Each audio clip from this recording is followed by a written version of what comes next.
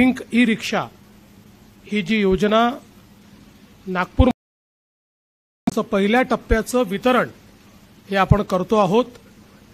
मी आमच्या महिला व बाल विकास मंत्री अदितीताई आणि राज्यमंत्री मेघनाताई आणि तसेच सचिव अनुप कुमार यादव या तिघांचे अतिशय मनापासून अभिनंदन करेन की त्यांनी ही योजना अतिशय चांगल्या प्रकारे या ठिकाणी आणि आता जसं अदितीताईंनी सांगितलं की 1100 अर्ज आलेले आहेत आणि एकूण भविष्यामध्ये नागपुरामध्ये 2000 आमच्या भगिनींना पिंक ई रिक्षा आपण देणार आहोत।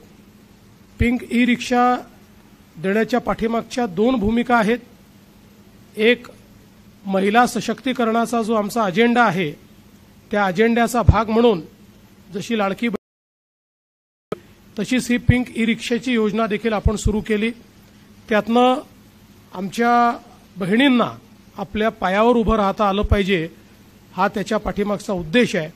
आणि त्याचसोबत महिलांना विशेषतः ज्या कामकाजी महिला आहेत यांना प्रवास करताना सेफ वाटलं पाहिजे, सुरक्षित दृष्टीने त्यांना एक अतिशय सेफ ऑप्शन म्हणून आमच्या भगिनीच ज्या रिक्षा ऑपरेट करतात अशा रिक्षा त्या ठिकाणी जर वापरता आल्या तर अनेक वेळा जी काही एक मनात भीती असते किंवा सुरक्षिततेच्या संदर्भात एक प्रश्न असतो तो राहणार नाही। याही दृष्टीनं ही रिक्षा अत्यंत महत्त्वाची आहे। ही देखील अतिशय आनंदाची बाब आहे की ही रिक्षा जीपीएस एनेबल्ड आहे। ही ई रिक्षा असल्यामुळे कुठलेही प्रदूषण करणार नाहीये।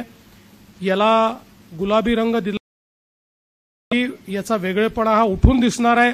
त्यामुळे महिलांद्वारा महिलांकरता संचलित अशा प्रकारची रिक्षा याचा अर्थ याच्यामध्ये पुरुषांनी बसू नये असं नाही आहे, सगळ्यांकरताच आहे, पण प्रामुख्याने महिलांकरता सेफ्टी म्हणून आपण ही जी काही ई रिक्षा आहे ती या ठिकाणी दिलेली आहे। आणि आज मेट्रो सोबत देखील एक करार होतोय ज्यामुळे मेट्रो स्टेशन्सवर फीडर सर्व्हिस म्हणून या ई रिक्षा त्या ठिकाणी ठेवता येतील। त्यातनं एक ॲश्युअर्ड अशा प्रकारचं रोजगार हा आमच्या भगिनींना या आणि म्हणून मला असं वाटतं की अतिशय चांगला हा कार्यक्रम आहे।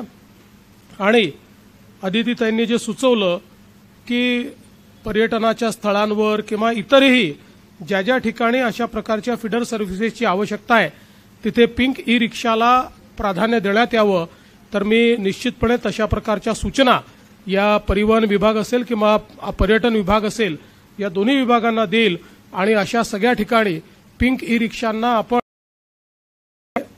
एक प्रकारे प्राधान्य कसं देता येईल हा प्रयत्न करू।